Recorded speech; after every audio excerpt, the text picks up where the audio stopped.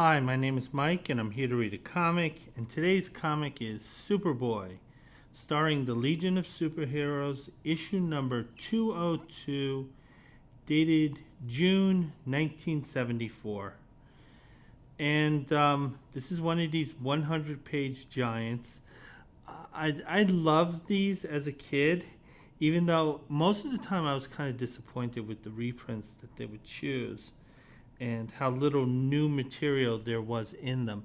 But nevertheless, I really loved them. Part of it was I loved the banner. The banner was terrific. And also the way the comics were printed. They were different. They were printed differently, the giant sizes compared to the regular editions, because I remember the regular editions, they were still using staples. Whereas they could not use staples for these. I think they did try. Didn't work out. But they would kind of use this box-like binding that I enjoyed. I enjoyed holding these comics. I just didn't like the interiors as much as I would have liked. We're gonna take a look at the cover. It's a Nick Cardy cover. It's an excellent cover. First of all, I love the colors used. It's kind of this kind of light green aqua color to it, and the banner is mostly in purple. This is a weird mix of colors that oddly works. We see that the stories in this issue are broken up in kind of these windows, these kind of three windows. Obviously, the new material will be highlighted first, and then you had kind of what to expect from the reprints. Take a look at the new material, Wrath of the Devilfish. This is a great fucking cover. This is a great fucking cover by Nick Cardy here. We do see the four main Legionnaires involved in this story. There are more than that, but they're just sort of peripheral filler. But these are the four ones that are going to be in action. Obviously, Superboy. We have Montel, who is not as dickish as he was in some of the other issues. Light Lass, looking very pretty. And Element Lad in his new outfit here. This is a little strange. I like the scheme in general. I think some of the details could have been done a little bit better. And we see that Superboy is hoisted out of this watery pond or some type of watery body, unconscious, being held by this scaly kind of creature of the Black Lagoon type arm here. Making it clear this is a very formidable opponent, that he presumably I would hate to be a she and looking like this, is quite formidable. And the other three members here looking at this are hey, it sucks to be you, Superboy. The reprint, what I'm going to do with this, I'm going to split this into two separate podcasts where I'm going to focus on the new material now, and then the next one I'll look at the reprints, because it is a lot of material. I got the feeling that DC, whoever edited this book, really wanted the readers to get as much value as possible. The Legionnaire Who Killed. This is when Starboy takes a life in self-defense. And Super Stoglog of Space. This is basically a play on Stalag 13. I think it was a William Holden movie that was very popular. And for some reason, prisoners of war type of media was very popular back then. This is obviously this story was written before Hogan's Heroes, but nevertheless there was Stalag 13, and there were a few other entities that revolved around being a prisoner of war, which is an odd subject to find humor in, but they did in Hogan's Heroes, a show I loved as a kid. In fact, CBS came very close to promoting the show Hogan's Heroes. If you liked World War II, you'll love Hogan's Heroes. And it got up the ladder. Eventually, one VP saw it and said, "Are you effing nuts? We're not doing that." And then there's an older Superboy reprint, and there's a few other extras. So again, I'm going to focus on the new material. There is a decent amount of new material. So the editor here really wanted the reader to get their money's worth. That 60 cents was a lot of money in 1974 for a kid. And this is a comic I actually did buy off the newsstand, but I bought it in Ireland and not in the United States. So I'm going to go into the comic. First thing we see is a karate ad. And yeah, I remember this particular karate ad. This is basically saying that, you know, no matter who you are, no matter how wimpy you are, no matter how much you get pushed around, if you learn karate, you can stroke yourself and feel the power of you. So, and I'm gonna take a look at the table of contents here. It looks like it's from a cover of a Neil Adams drawn comic here, so they're kind of recycling that art. And it's telling you what you're getting. 1, 2, 3, 4, 5, 6, 7. Seven individual pieces of content. And it's telling us that the cover is by Nick Cardy, which we knew that already. Okay, so I'm going to go into the new material. Turn the page. And this is a new Legionnaire featurette. Now, there was a time when they had a long run in Adventure Comics, the Legion of Superheroes. But then they kind of found themselves lost in this kind of limbo. Sales were dropping, but DC knew that the team had a fan base.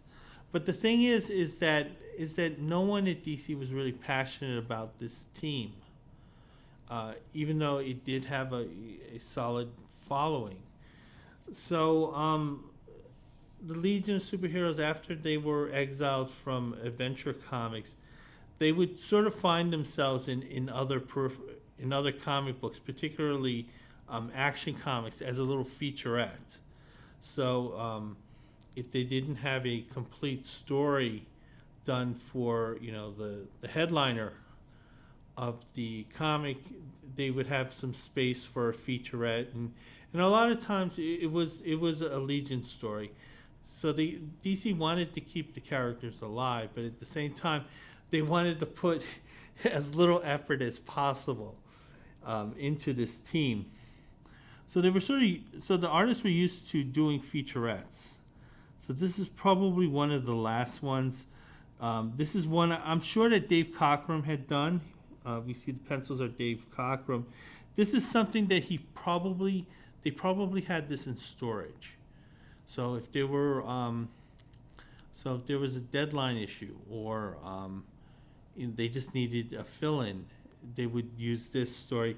Dave Cockrum had already left DC at this point. They didn't tell the fans that.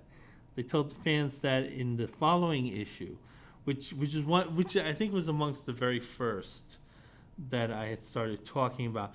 I had a real respiratory problem when I recorded that, but I felt the need to record it because I just had to do something, because I was thinking of doing this for years. I never actually did it. So anyway, this featurette, it features Colossal Boy and Shrinking Violet. The creative team is Carrie Bates. The pencils are by Dave Cockrum, and the inks are by Mike Grell. So Dave probably did the layouts here, and Mike Grell, who was going to be brought on as the replacement for Dave Cockrum. This is probably where he first cut his teeth with the team. DC was insane to let Dave Cockrum go. Really, the art is so good here. They kind of lucked into getting Mike Grell because he had a kind of a similar dynamic feel to it, and that's the thing that brought these new fans back. And later on in this issue, I'll get an opportunity to talk about why Dave Cockrum had left DC. So anyway, we see Colossus Boy. He's in action. He apparently there was some type of there was some type of conflict in which the Legionnaires had to be involved with. They sent these two members. They felt that these two members could handle things. Now, based on how successful this mission was, that was the correct call. These two guys handled it. Shrinking Violet, yeah, collectively they're guys. So anyway, they're going over the video screen, and I think they call it something, the Vis tape. So Colossus Boy is calling this the Vis tape film. So this gives you an idea of where videotape was at this time. VCRs were not readily available to most consumers. If you were a consumer and you had a video, a VCR, you most likely either had a U-matic or a, there was something else sold by Sears, something Vision, Cartavision. So if you had a videotape machine in your home, one, you had a lot of money. And two, you either had a U-matic, which was used by the networks, that provides the best recording quality. The problem with U-matics is that they can't extend the tape, so you only get an hour on those big, huge cartridges. And you had something that was sold by Sears, and that was Cartavision. Cartavision was very strange in that it was sort of a difficult tape to rewind. So these are tapes that were made basically to watch once. The idea was to rent them. So you would rent the tape. You'd only be able to watch it once in the machine because you couldn't rewind it. And then you would return it to the rental place. That was the business model they had envisioned.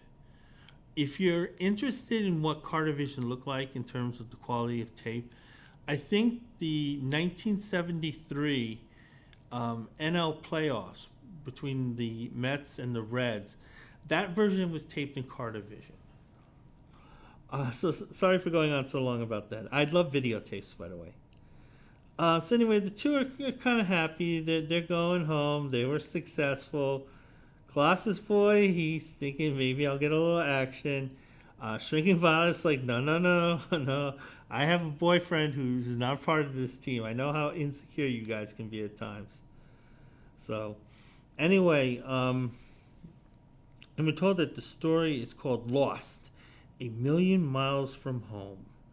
So at this point here, we get a dialogue box telling us that this past adventure, when Colossus Boy turned off the tape, that's all you need to know about it. Don't even think about it. It's not going to come up in the story. But the thing is, they're telling us in advance that, being stranded, like in Lost in Space, is going to happen here. Turn the page. So they're approaching Earth at maximum speed. However, Shrinking Violet is noticing something with the instruments, and that the power readings are kind of declining. And they're declining at an exponential rate. Suddenly, by the next panel, they're almost in complete darkness here, which is kind of scary because deep space is kind of cold. And the reason why it's cold is because there's generally no heat unless you're kind of close to a sun. It doesn't look like they are. So things can get pretty cold here without any power. We see that the Legionnaires' kind of cruiser here, the space cruiser, has a Star Trek design.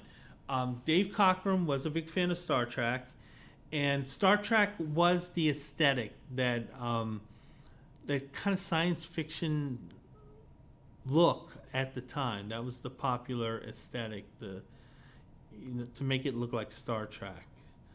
I think aesthetically, the two movies that set the tone for how science fiction should look is right now is Star Wars and Alien and Blade Runner. So generally, the science fiction films that we have seen since late '70s, early '80s is sort of based on that aesthetic. Whereas prior to Star Wars, the aesthetic was largely based on what you would see on Star Trek. Kind of knows Logan's Run, which is a great movie. That aesthetic is more Star Trek than Star Wars, for example. Okay, so anyway, they're drifting aimlessly in space. They're away from home. The universe can be a scary place, and they're not sure what to do. But nevertheless, they're trying to figure out exactly what's going on here. They're checking their instruments. They're not finding any malfunctions, so it appears that the actual hardware is fine. Shrinking Violet, she's kind of cursing the idea that they're not as powerful as Superboy or Montel. Because if those guys were here, they could just easily bail us out. This is something that has often played in Legion comics. I think in issue number 199, and it's always the female members of the Legion who kind of begrudge the fact that, hey, not all superpowers are equal, and some of our powers kind of suck and aren't really that useful. And we really need these, powerhouse, space Jesus type characters like Superboy or Montel to bail us out. And then, of course, the other members of the Legion saying, listen, this is not how you think. We're still legionnaires. We're still equals to those godlike creatures, or entities, I should say. And they said, we'll let our training do the thing. And so while Shrinking Violet is very upset over their power set, Colossus Boy comes over, touches her.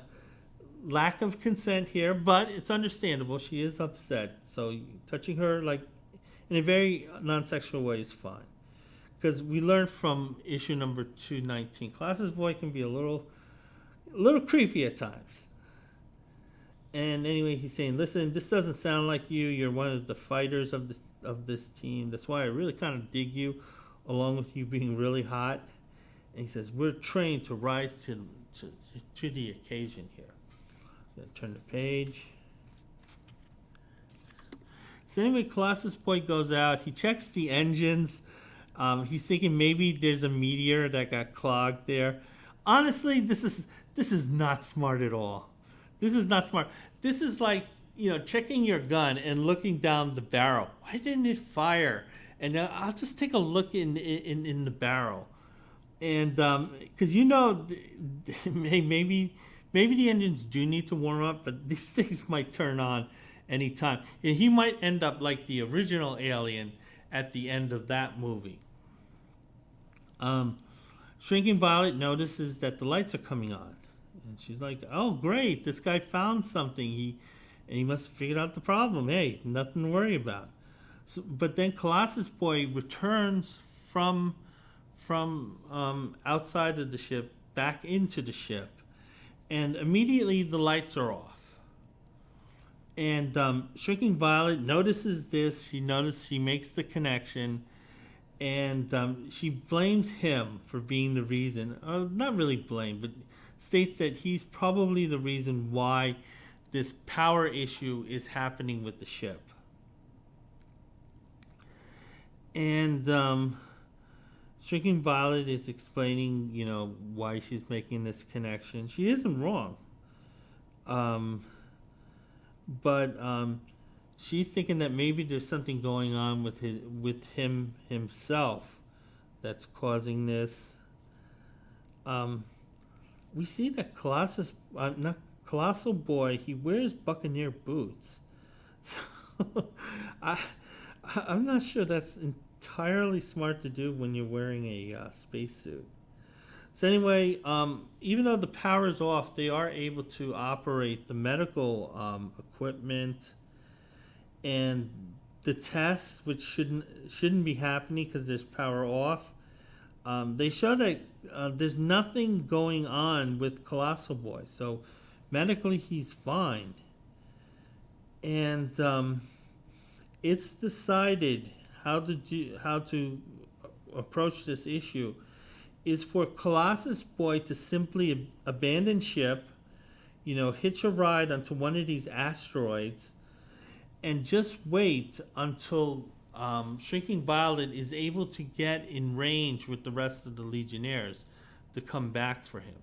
So I think they're probably waiting for Mont or Superboy to be around, maybe even Ultra Boy, to take one of them.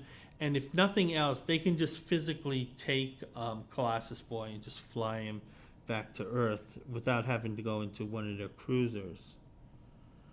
We got a note here that the Legionnaires can communicate with each other using telepathic plugs. This is interesting because in the main story, they make use of telepathic plugs. Turn the page. Beautiful artwork here. We see Colossus Boy. He's landing on an asteroid.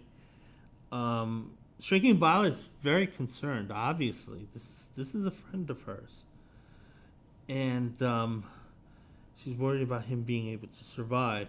But Colossus Boy is saying, "Listen, minutes count, and the faster you go about this, the faster I'll be out of this predicament."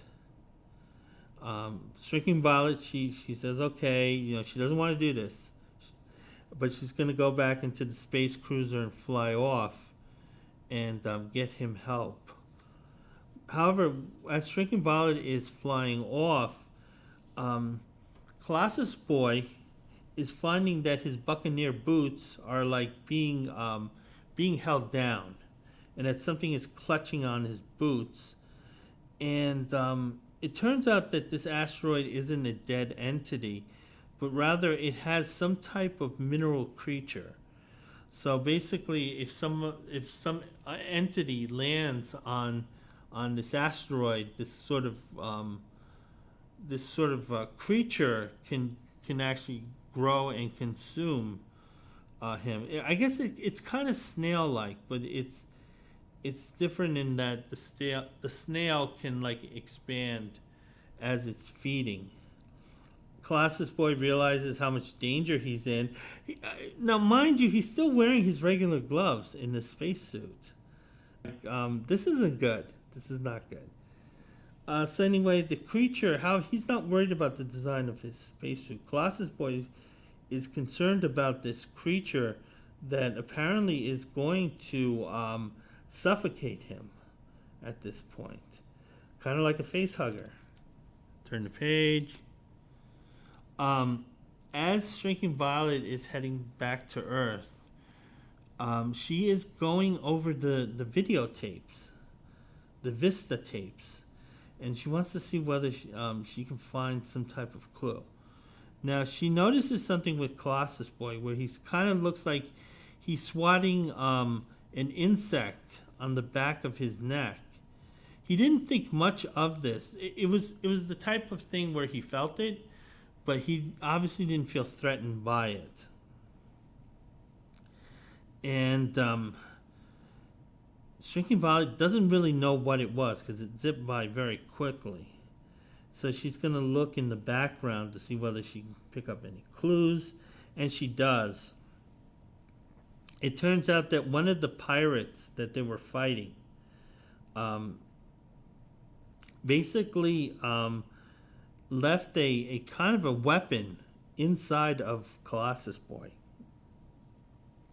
So this wasn't designed for an immediate kill.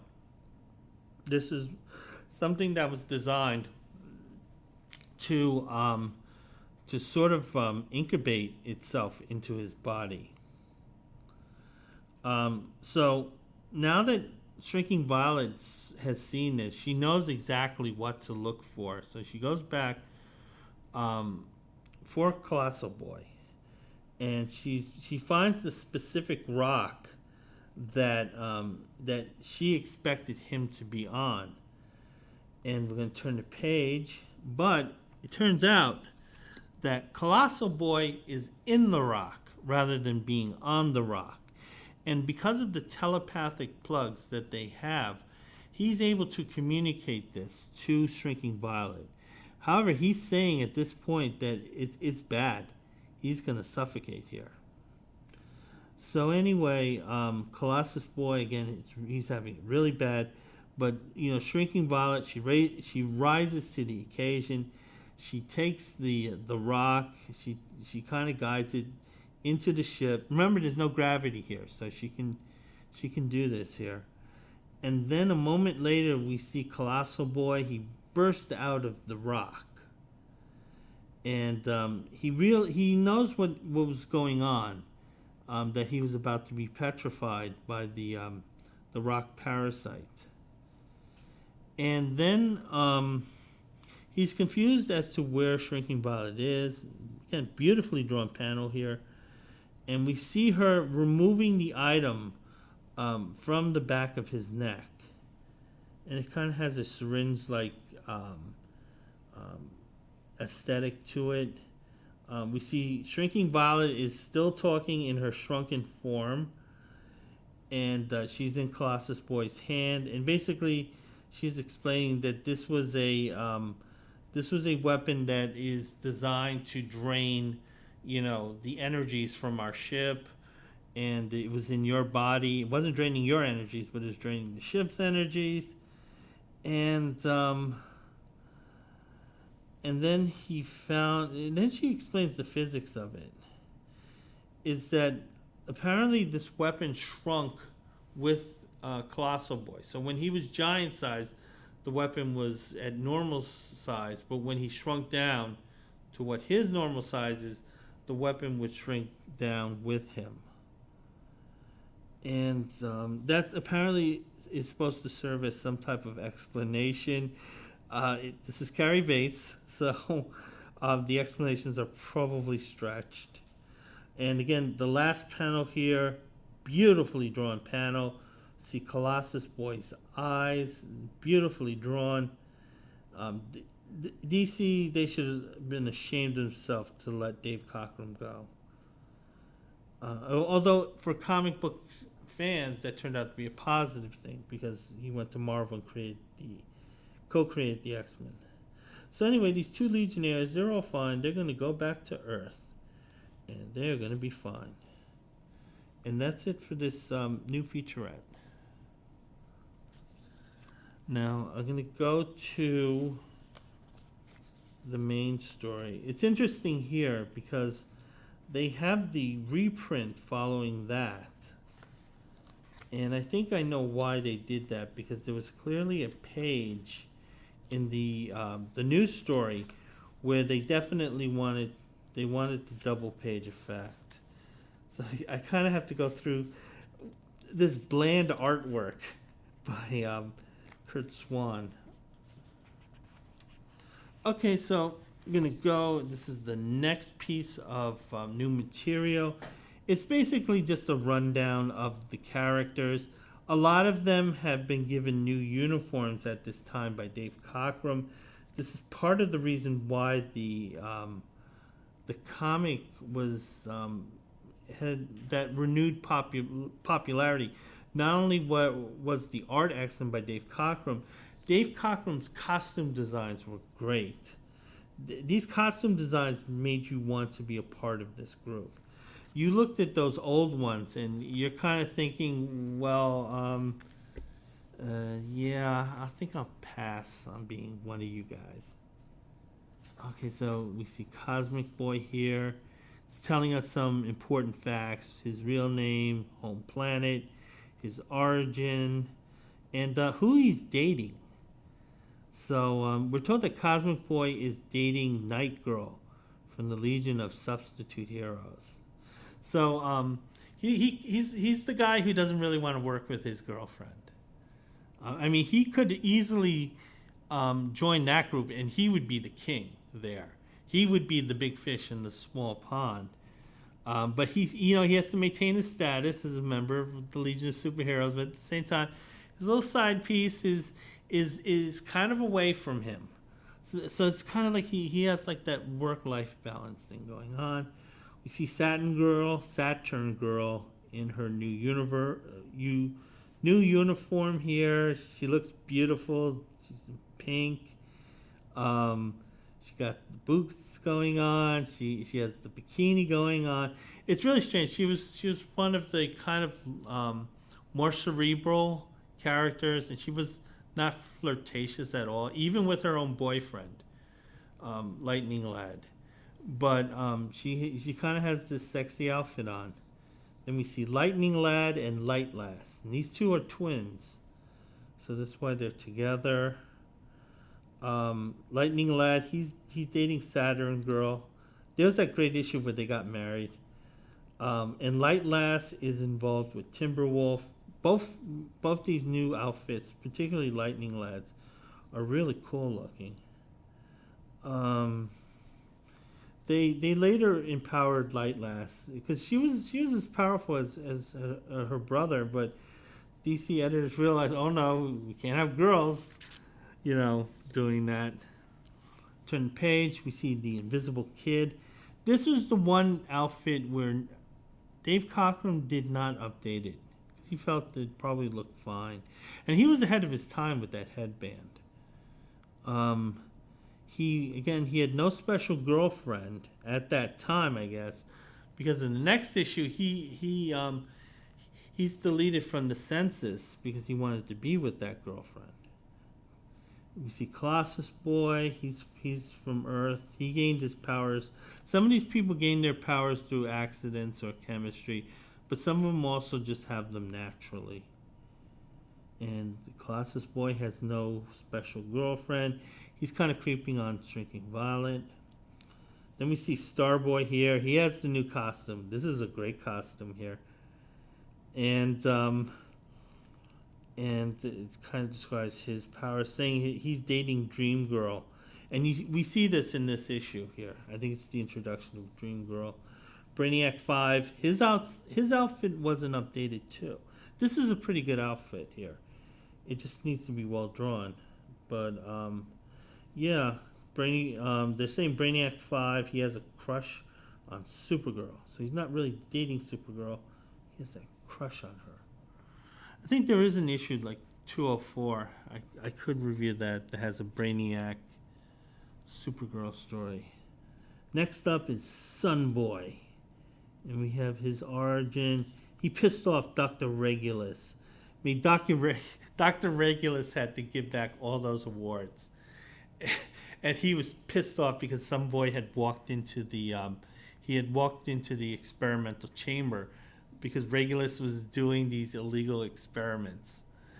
And the accident that happened actually empowered, I think, both of them. It definitely empowered Sunboy. I'm not sure whether Regulus just kind of empowered himself with some type of science. But nevertheless, Dr. Regulus hated this kid. He just wants to murder this kid. And it's all because Dr. Regulus, his name was kind of disgraced among this small group of people that he really cared about. And, it just seems like such a strange motivation. I was a part of hobbies where there were literally like maybe 1,000 people in the entire country were a part of. But I valued their words quite heavily. Shrinking Violet, she's from another planet. She's one of the planets that everyone has this power. She's dating Duplicate Boy. From issue 119, Duplicate Boy and Shrinking Violet, they're effing.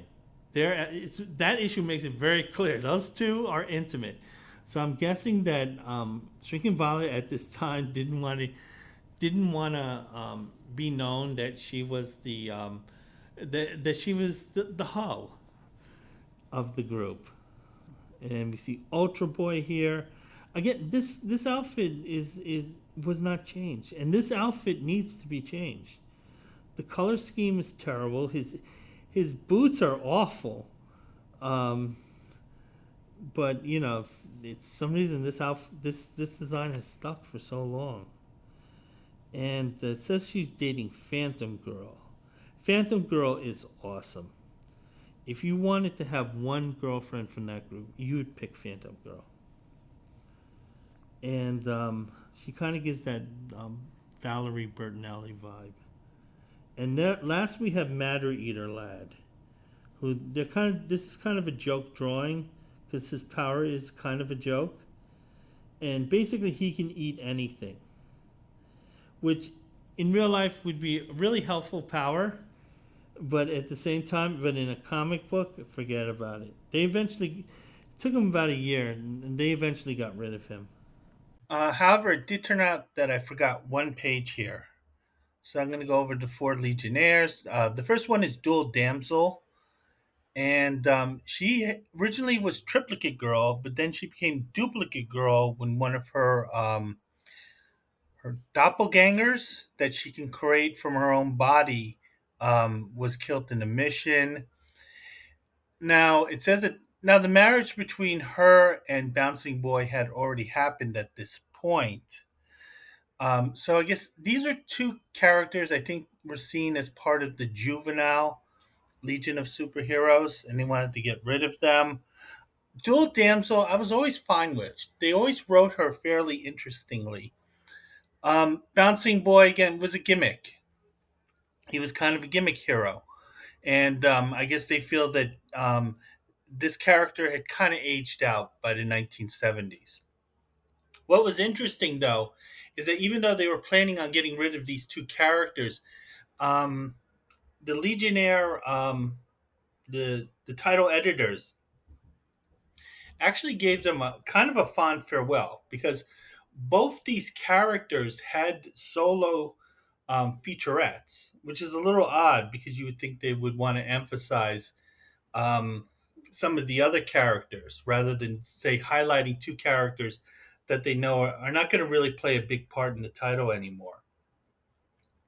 And I think actually the Dual Damsel story was one of the most popular stories. That was a story where she was the feature character, and I think it was considered the best story of this run. I'm going to take a look at Phantom Girl. Phantom Girl, very popular character. Like I said, if you're going to date one Legionnaire, she's the one to go for. She is like super loyal, and she looks great here. Her character. This is probably the most '70s outfit of them. And next we have Chameleon Boy. I don't think Chameleon Boy changed too much. Although looking at him here, you kind of get the idea um, where Dave Cockrum had those thoughts of Nightcrawler going into his head. And let's see. He's actually dating someone. He's dating Janice Warren, who's apparently like a super rich heiress. But I guess she's kind of angry with the parents. She brings home her boyfriend. Boyfriend's an insect, or I don't know, a lizard. Her boyfriend's a lizard. She's striking out against those parents there, and yeah, that's it. Okay, so we're going to go into the news story, and we're looking at some of the members um, who are a part of this, and it's Wildfire. The previous issue, Wildfire had returned because there was a lot of reader demand for him because he was kind of a good character. I think they kind of did these tests where to see the fan reaction to a character before putting them in the Legion. Because remember, that's how Bouncing Boy and Matter Eater Lad, how they got into the Legion. And then as the years went by, the editors were like, how the F do we get these lame ass characters out of this comic? And how they got rid of one of them is kind of mentioned in the letters, or two of them. Same way we see Wildfire here. And after he had returned from parts unknown, he came back to the Legion headquarters and he was able to kind of save these guys. So this convinced them that, hey, maybe we should put this guy up for membership. And rather than be known as Erg One, he's going to be known as Wildfire. Again, beautifully drawn panel here. Um, Matter Eater Lad, he's beside himself. He thought that hard no that he gave Wildfire or Ergo One was a stamp of it was going to be final. And then we see the reason why this story's here, because we get this two-part spread that is just so beautifully drawn.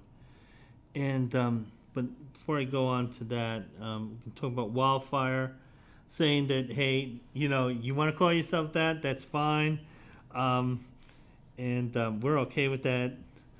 And then he's Wildfire here is expressing some relief that he finally made it as a member. It was interesting that how they rolled out Wildfire is that they really didn't take advantage of him for a long time. So they brought him in. They had good reader reaction, but then for I think for a year he almost never appeared in any of these stories. I think part of that was DC's production, the way they produced their comics, is that the scripts were often written months in advance, and their attitude is, if we paid for this, we're going to use it. And I think that they couldn't find a way to fit Wildfire in, because they already had these stories that they paid the writers and the artists for. And then toward the end of Mike Grell's run, you really started seeing a lot of Wildfire. So anyway, Wildfire is asking, hey, there are a few members who aren't here, and he's kind of wondering why. Saturn Girl's kind of informing him that Superboy, Montel, Lightlass, and Element Lad went off to answer an alarm that they got earlier. But Brainiac 5 is saying, yeah, don't worry about those guys. They can handle themselves. And then we see this spread here, beautifully drawn, of the four members of the Legionnaires. They're completely incapacitated in this large body of water. They are protected by these bubbles, but nevertheless we see them unconscious. Dave Cochran did a beautiful job drawing Lightlass here. Lightlass, she sort of has this, I think maybe Shirley MacLaine, Diane Lane type look to her. We see Element Lad, he's further away.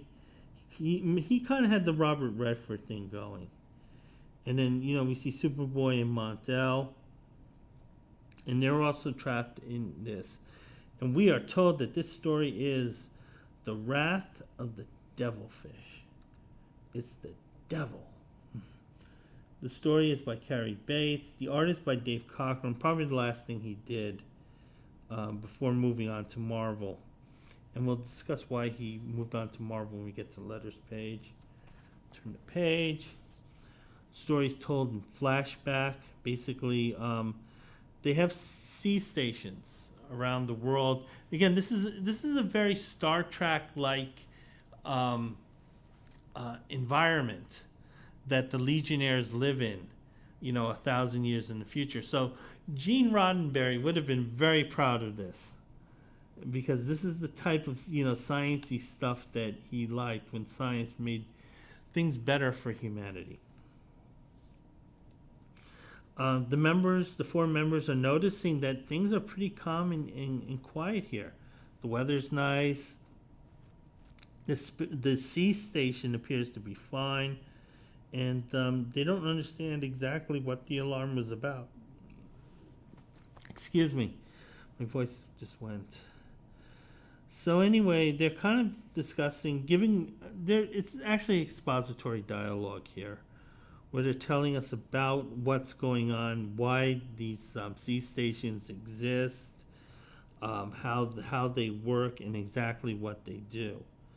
And basically, they clean the waters, and they draw they draw in the pollutants, and somehow they're able to screen them out or filter them out. At this time, there were a lot of concerns about the environment. environmental science wasn't as politicized as it is today. So, so there was a bit of concern about the environment because the environment was kind of behaving concerningly. There was a lot of acid rain, a lot of pollution, um, and this man-made activity was starting to make itself known. So human beings do have an effect on the environment, and there were a lot of groups who advocated, we need to care about the environment and put money in fixing this damage if we are to survive as a species. But then there are other people like, well, I need to survive as a status symbol. Part of that is how much money I have in the bank, and cleaning this stuff up, well, it kind of hurts business. So that's sort of the dichotomy we've been going through. Superboy's mentioning that, yeah, in the 20th century, the century that the readers of this comic are reading this, the oceans were pretty polluted.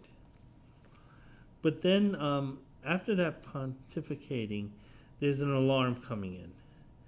And the Legionnaires they notice this, so they go into action. And they're thinking that whoever is sabotaging these sea platforms is the reason why there's an alarm. Spock, sabotage the system. Well, that line 193 with sabotage. I don't say something. You say something. I say sabotage. So they go in and they check the main unit that handles what the sea platform handles.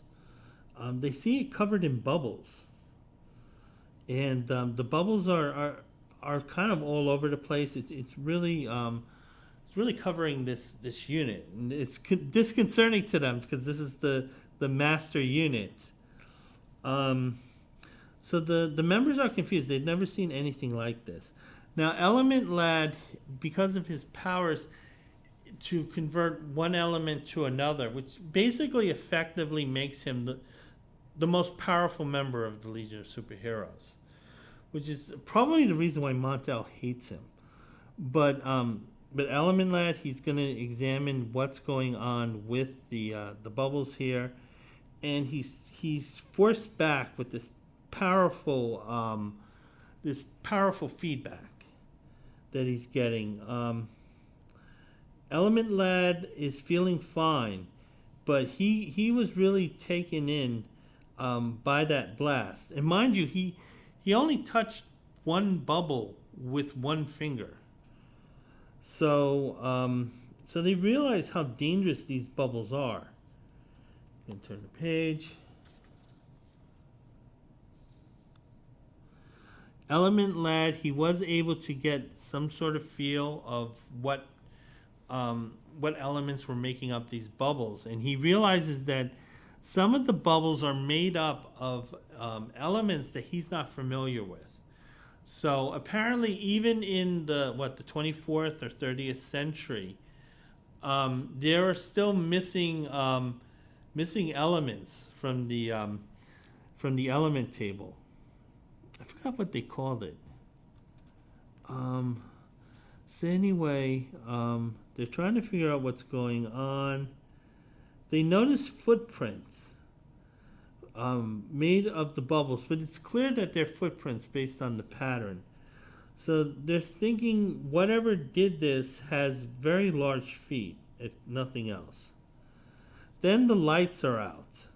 And this is nice because for one panel, Dave Cockrum doesn't really have to draw it. They're just word balloons here. But then we see some of the members in silhouette here. Silhouette, I should say. Montel and Element Lad. They're concerned about what's going on because without that unit running, they're fearful that the polluted waters would return, and they need to get this unit operating because they don't want an issue where suddenly the pollution isn't being picked up. It's still there in the sea, and it will just return, and then it will affect these people on shore. And one of the things that happens is Superboy. He uses his infrared vision to sort of walk everybody out of this place. This is kind of helpful because remember there are bubbles on the floor, and he's hopefully he's telling them don't step on that. And again, some nice art. There's because of the shading of the panels, I guess maybe the artist and Nika can kind of take a little bit of a break here. And I'm going to turn the page.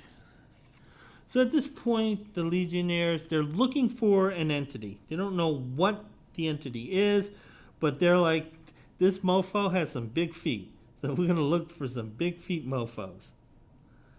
Now they're going to actually go into the ocean. Two of the members here, Element Lad and Light Lass, they're not built for underwater survival naturally, the way the other two are, Superboy and Montel. So they need to have at least some type of breathing gear. And again, they're going to use telepathic plugs to communicate rather than verbally. So at least they're being scientifically consistent by saying they're basically going to exchange their thoughts through this this science that Brainiac 5 created for us. And off they go. Again, art is so beautiful. Then Superboy and Montel, they come across a creature. Presumably a sea creature, but they don't know that just yet because it's in silhouette.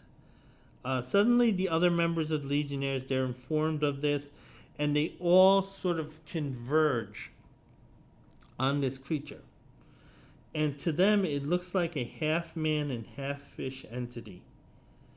And they feel that its body language is being hostile, and that he's bracing for an attack on them. And turn the page. Suddenly he does. The creature unleashes all these bubbles. Like I said, it looks like a male creature. You would not want to look like this if you were a female. So he suddenly blasts them all with these bubbles. And the bubbles are so formidable that even Montel and Superboy are thrown off by them. And this goes back to the splash page of this story, where we see the four heroes. They're incapacitated and they're caught in these bubbles. So again, little bit of that. What's that director? He directed Oppenheimer and Batman. God, I forgot his name. Even though he's the top director right now. Similar with the way he would play with time.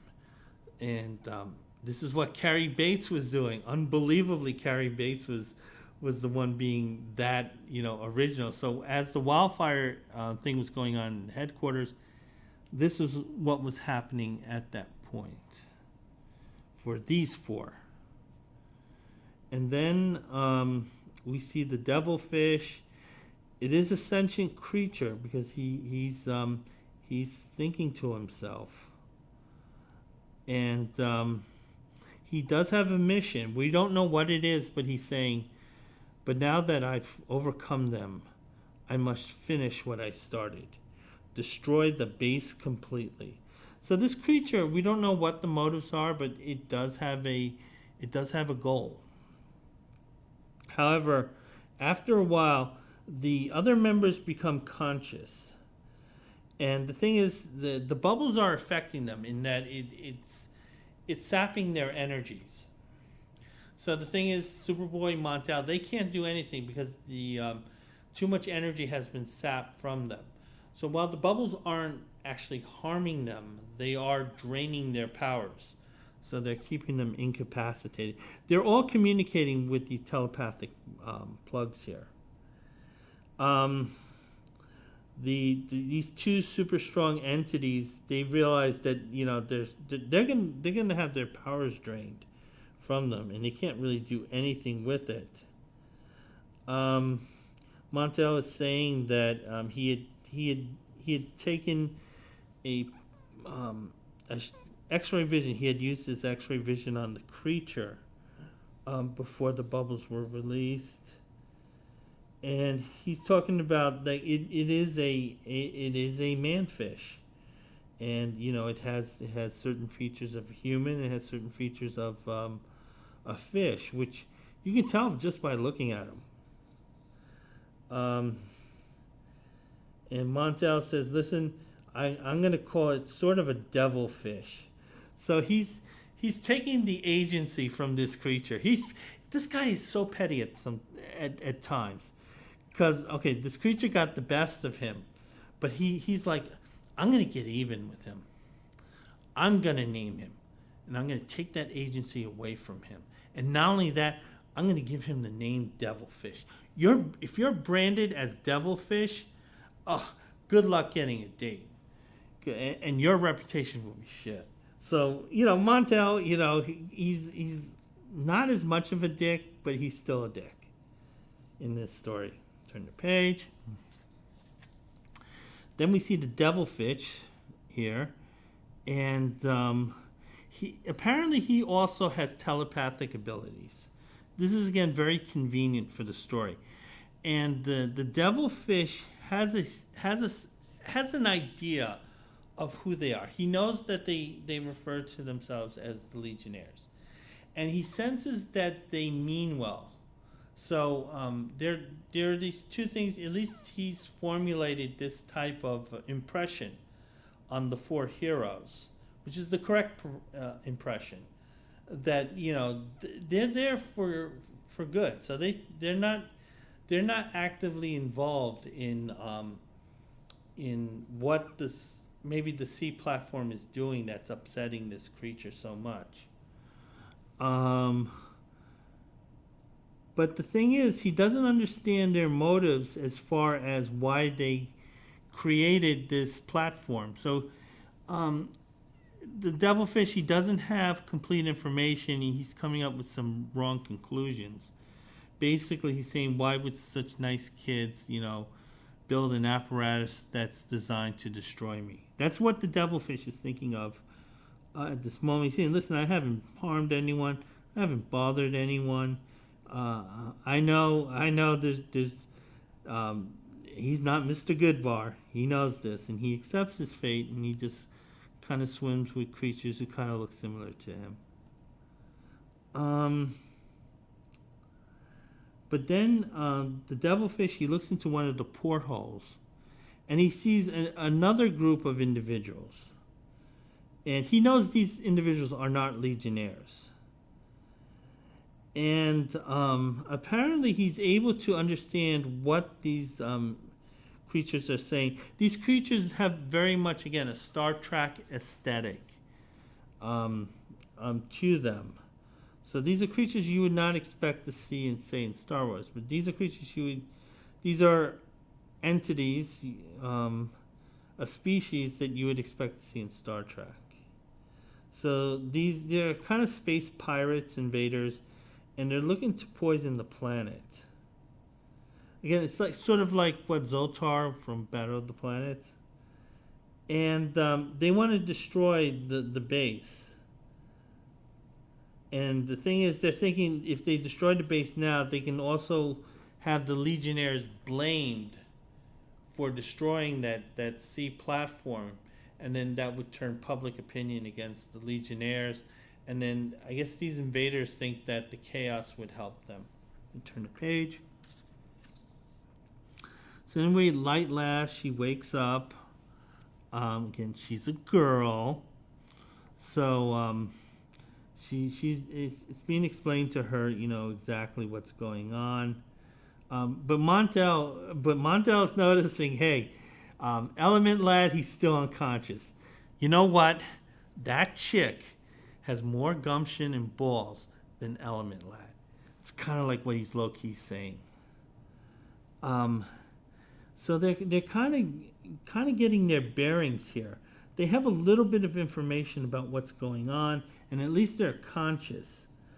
but they're trying to figure out exactly what these bubbles are and what's going on. Element Lad, he's unconscious. Montel's thinking, pussy, and they're just trying to figure out what's going on. So they're kind of talking in circles here, to be honest, because they don't know shit. However, Light Last notices what's going on with Element Lad, and Element Lad is free of the bubbles, and that the bubbles around him are exploding. So his power came in really handy. And it turns out that Element Lad, he appeared unconscious, but in reality he was concentrating, because he knew that he had to put all his mental effort into what he's going to do. He had to formulate a plan. And what he did was he figured out how he can transform the bubbles into just regular oxygen. Normally, a reader would say, hey, why didn't he do this sooner? But Cary Bates was one step ahead of him. Cary Bates read those letters that those kids sent. This is a grown man, but God damn it, if he had to hear criticism from some 10-year-old about why there was a little plot hole in the story that he paid 20 cents for it, he was gonna hit his head on the wall. So he thought of it. He realized, because earlier he had stated that there were elements that were unknown to him. And obviously, trying to figure out this algorithm to convert it from this dangerous bubble to regular oxygen, it had to take him a little time, because again he was working with elements he didn't know anything about. He figured it out, and he's freeing the others. Element Lad is a good teammate. He's asking Montel, "What's next, Mont? Because we know you're the leader." And Montel says, "Listen, we're just going to split up until we find the devilfish," which, okay. You didn't need to be patent to figure out, that's the next thing to do. And Montel's just saying, we know this guy has this power, so stay clear of it as much as you can. Again, Captain Obvious here. Turn the page. So the first one to encounter the devilfish is actually Montel himself. He wants to communicate to the Legionnaires that what these space pirate invaders want to do. Because remember, the devilfish, he scoped out the Legionnaires as being, the good guys. And he scoped out the invaders as the bad guys. And he's figuring that the good guys are not going to want their planet poisoned. So the devilfish has to figure out how to communicate with Montel. Montel is one step ahead of him. He goes on the offensive, and he kind of heats the water around the devilfish. So he's trying to boil him. Here, the devilfish is thinking, hey, he might have misunderstood what I wanted to do. I was waving hi to him, and he thought I was throwing punches. But then Montel, he quickly grabs some seaweed, and he entraps the creature. So he wraps up the creature with this seaweed. Again, some beautifully drawn art here. And again, the devilfish is perplexed, because he knows he wants to communicate with Mont. And he doesn't know how to at this point. They can't really communicate. The devilfish, he looks like he's about to give up here, because he realizes Montel can't understand him. He realizes this guy can crush him like a grape, and he knows he's trapped. However, Montel, he takes one of the telepathic plugs, and he shows it to the creature. And presumably this is, listen, we can communicate through this. And again, just some beautifully drawn artwork. Turn the page. It's amazing how much of this story is uninterrupted. So anyway, the other three members, they're looking for Mont. It turns out that Mont is telepathically communicating with the other members. This is sort of like a call to action here. And then the invaders, they're up on the platform. They know something happened. They thought that the base was deserted. It isn't. And suddenly, flying out of the water is the quote devilfish and Montel on his back. He's allowing devilfish the honors of the first punch. He's saying, "Hey, listen, these guys need to be belted, but you know what? You can start off the proceedings and belt them yourself, and I'll just take care of the ones you don't really care too much about." So they both go into action. The devilfish, he just pimp slaps this one alien invader. Montel uses his super breath against the others. One of the invaders notes that this is Montel, and this is the most powerful of the members. So he kind of realizes they're in trouble. These guys, these aliens, I don't know, they kind of look... I'm trying to think of, like, maybe Grizzly Adams with all this facial hair. Or they kind of look like if Albert Einstein were a rock star. But the aliens are going to fight back. Turn the page. And so what happens is that the alien fires upon a hydro cruiser that happens to be nearby.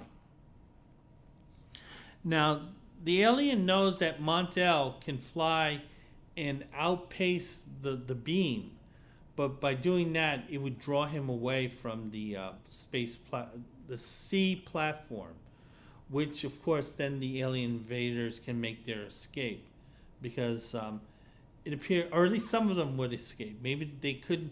The ones who are knocked unconscious by the devilfish or are currently getting concussions because of the devilfish. This guy's ready to write them off. So, it's like every man for themselves at this point. But it's similar to what happened in Superman, the first movie, where, Lex Luthor gives Superman an option. You can stop the missile heading to California, or you can stop the missile heading to Hackensack, New Jersey. But you can't do both. As my brother visited Hackensack, and he said it was one of the worst experiences he's ever had. And whenever he watches Superman, the original movie, he always roots for the missile to hit Hackensack. But it turns out Superboy comes into the action. He comes out of the water, and he's the one to block the beam. So then that gambit is done. Then Element Lad, he arrives at the space platform. He turns some of the remaining invaders' weapons into water.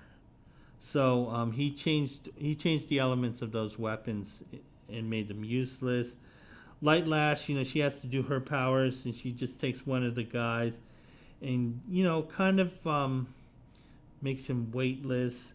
This really isn't a good use of her power. In one of the reprints, I actually saw a good use of her power. Basically, her power would work great is that when she could pick up something that's really heavy, kind of throw it, and then suddenly at the last minute turn her power off and just make gravity do its job. But we're not seeing that. The pirates, they're being rounded up, and it turns out the space cruiser was kind of like a police cruiser here, a sea cruiser. So these guys are done. They're going to be held imprisoned by the prison system that they have here. Turn the page. Gummies. Oh no, I'm sorry, I'm wrong. These guys did something dumb. What they did was they rounded up the space invaders. They put them into their own cruiser, and then they threw them into space.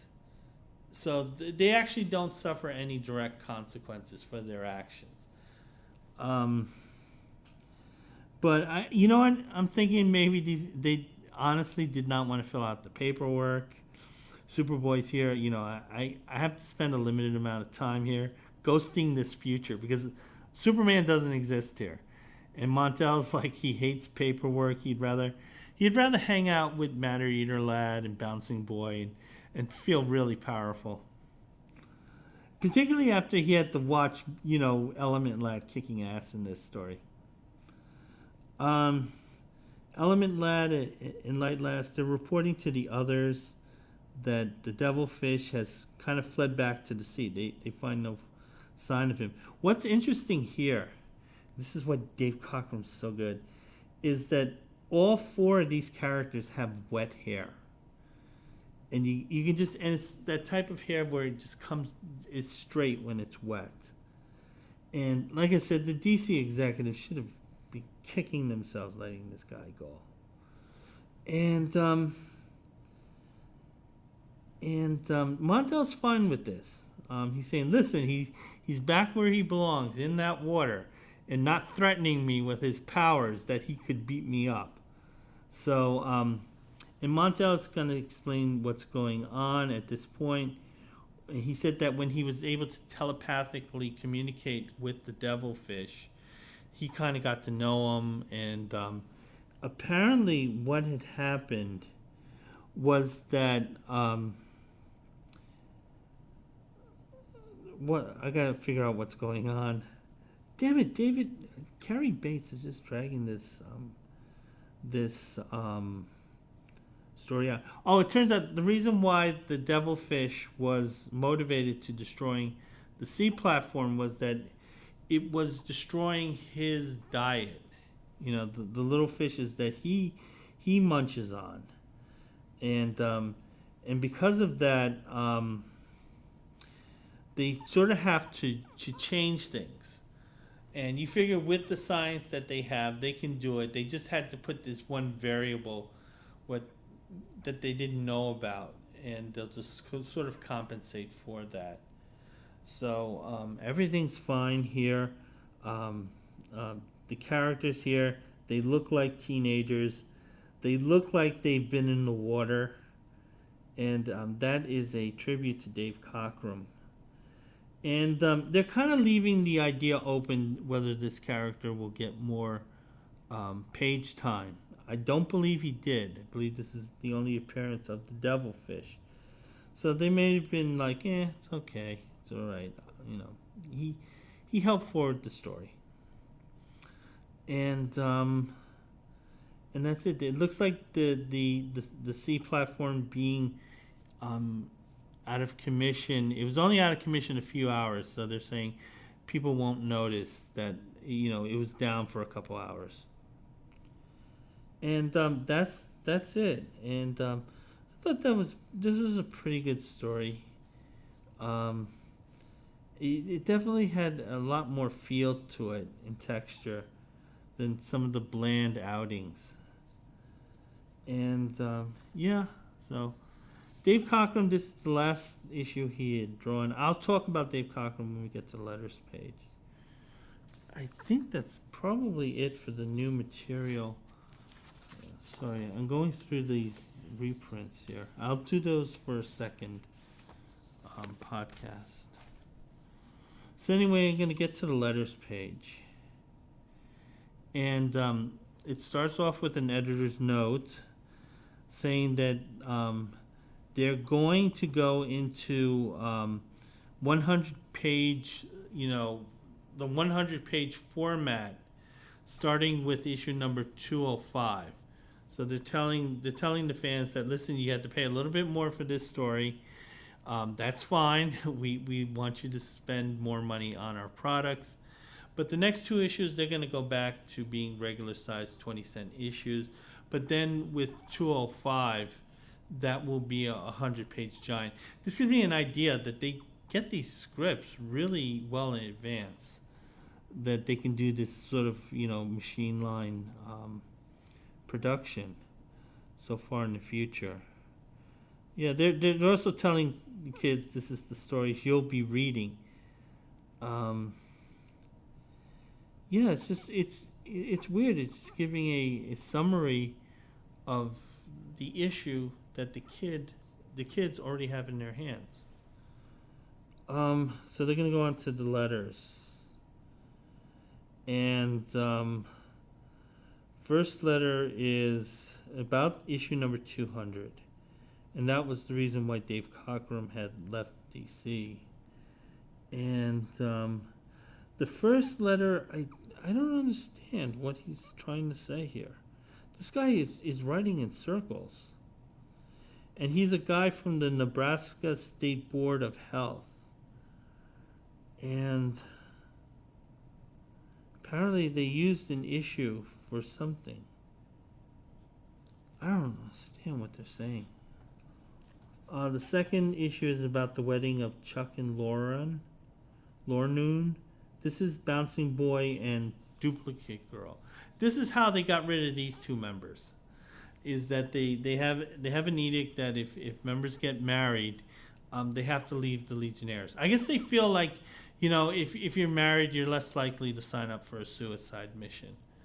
But that was the loophole in how they got rid of those two characters, because they realized they have these outdated characters, that were kind of like fine for like little kiddies, but then they realized that they're kind of teenagers and younger adults mostly. Still reading these comic books. I'm still reading them at like 58 years old. Anyway, he's saying that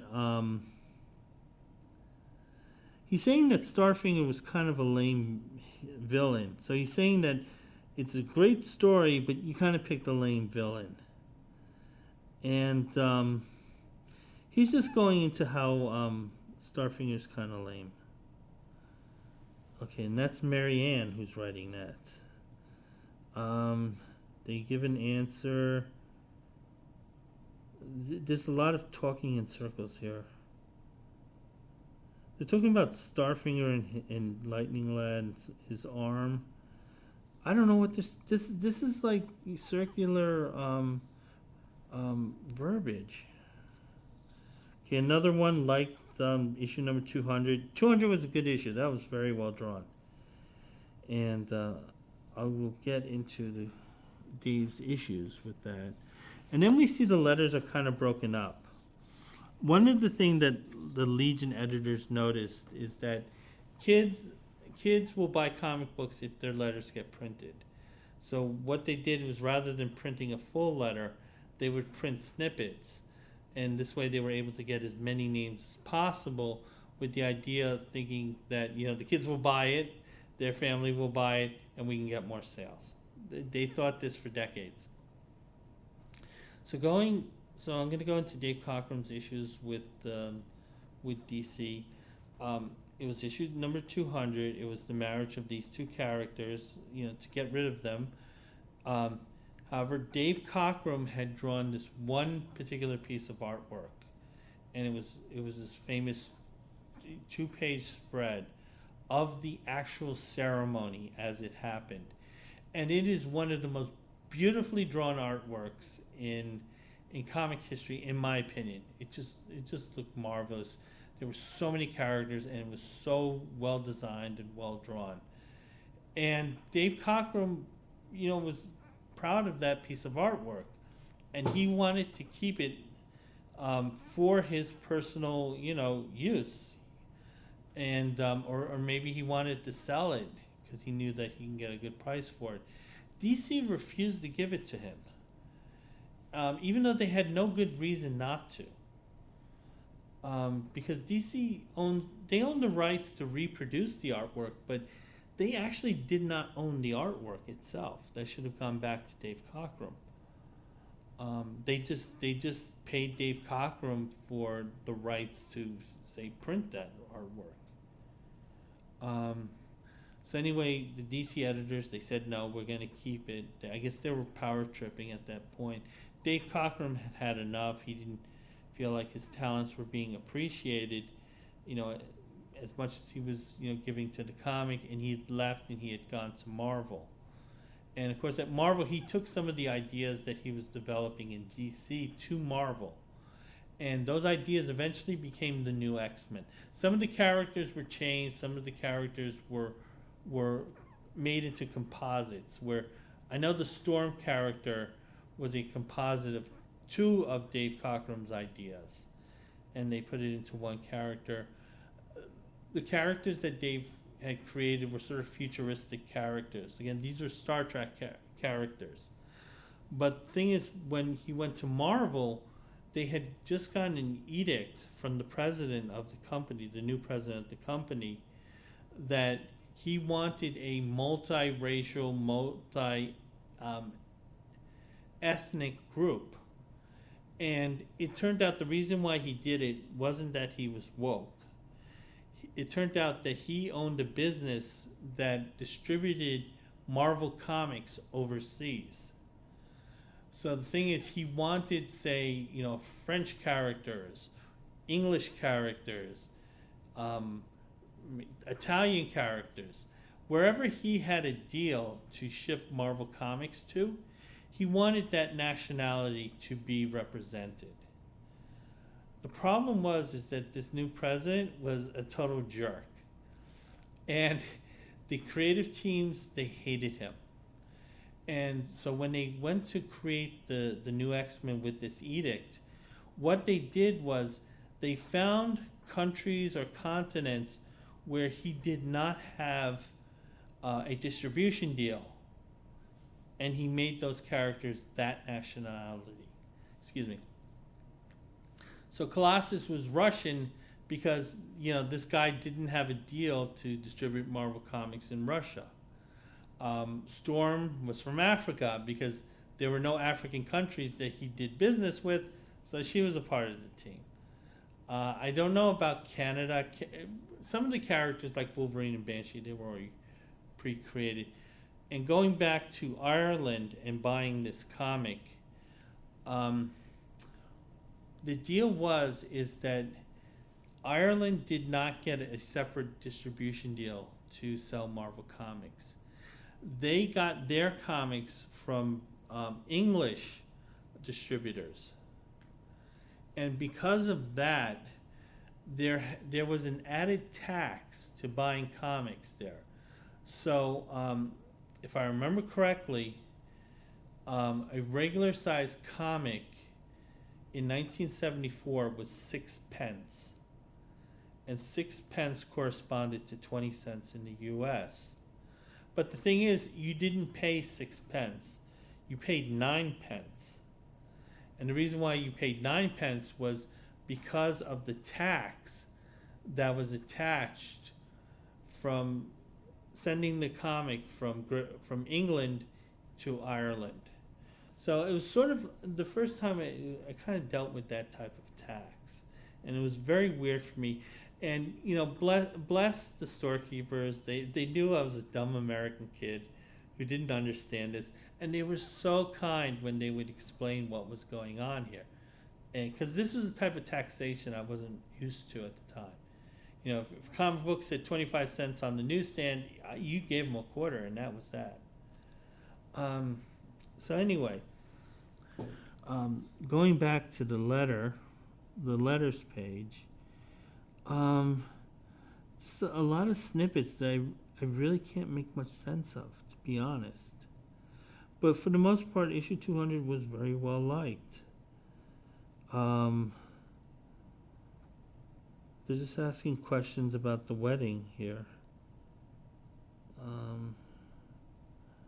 Yeah, so... Oh, one person noticed the Martian Manhunter there. That was one of the little nuggets that Dave Cockrum threw in. Because technically that character should have nothing to do with the Legion.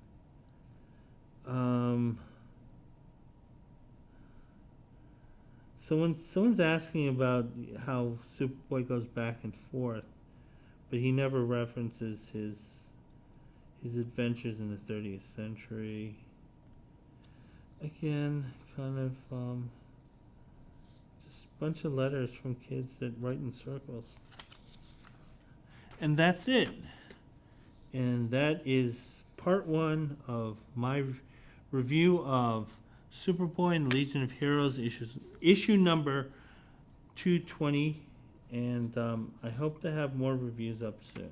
Bye.